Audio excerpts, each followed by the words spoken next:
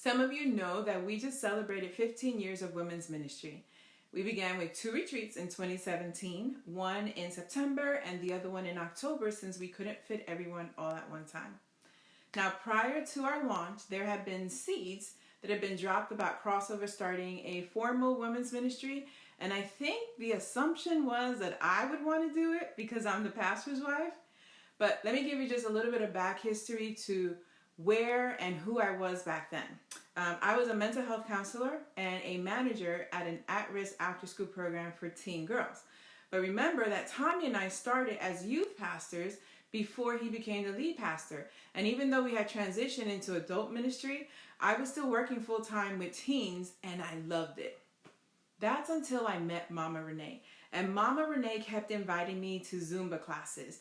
Little did she know, I don't even like women, right? And I kept refusing her invitations. And she was so persistent. She just kept inviting me. And finally, I gave in and I started going. And guess what? I loved it. And so at this time, I had felt a prompting by the Spirit that there was a shift that was going to take place. There were seeds growing in me. I just didn't realize it because I was so focused on what I knew. I don't want to hang out with women because women are drama queens. They're competitive. They're judgmental, right? They're always comparing each other. They've got issues. I would know. I'm a woman. But you know what God did? He took me out of my comfort zone and into new territory. And after a series of events, let me tell you, a lot of prayer and just a lot of confirmation that I needed from God, I released youth ministry and exchanged it for women's ministry. And He's given me a new love and passion for His daughters. The hesitation and the fear that I had as I was stepping out was driven by my own personal insecurities because it would entail a level of vulnerability that I wasn't prepared for. See, my experience was with teen girls, and this led to a confidence in my own strengths, my accomplishments, and my experience. This became my comfort zone. But I'm here to tell you today that anytime that God wants to take you to another level, it has nothing to do with your knowledge, your experience, your accolades, your accomplishments.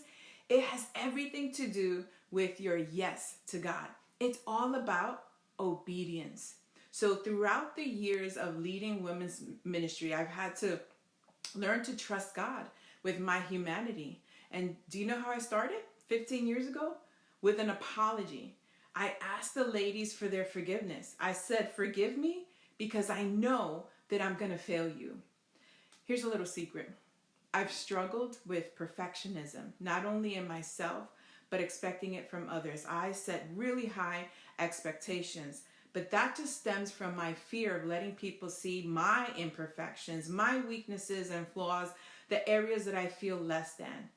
And today, 15 years later, I'm going to ask you to forgive me. Forgive me for the times that I'm going to fail you. Forgive me for the times I have failed you as a leader. But that's not coming from a place of fear this time. It's for you, because I know that sometimes because of my role or title at the church, I'm automatically put on a pedestal. And what that does, it creates a distance between us that's going to allow you to set a lower standard for yourself, a lower bar for yourself, because you put me in a different category. Don't do that. I haven't fought my battle so that you can stay in your comfort zone. Not at all. We are in this together. See, Chosen exists to help women actively live life in community with other women and to confidently walk in their unique purpose and design.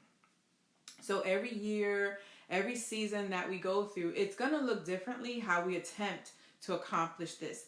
But I don't want you to make a mistake about this at all. Our humanity is never a liability to God's purpose in our life. Your humanity doesn't disqualify you from God using you, and I'm an example of that.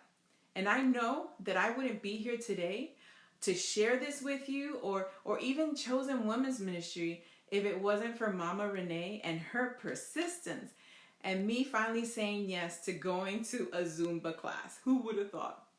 See, I know that God uses ordinary people to do extraordinary things if you let Him.